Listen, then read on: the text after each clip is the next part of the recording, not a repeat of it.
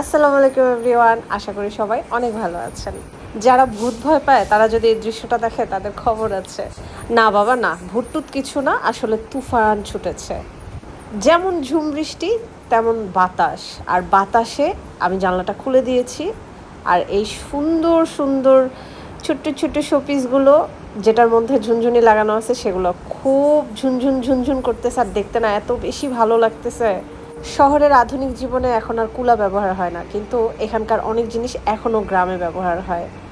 আমি আমার রান্নাঘরে ছোট্ট একটা গ্রামের থিম রেখেছি, আর এটা যখন বাতাসে ঝুনঝুন ঝুনঝুন করে তখন না আমার এত ভালো লাগে।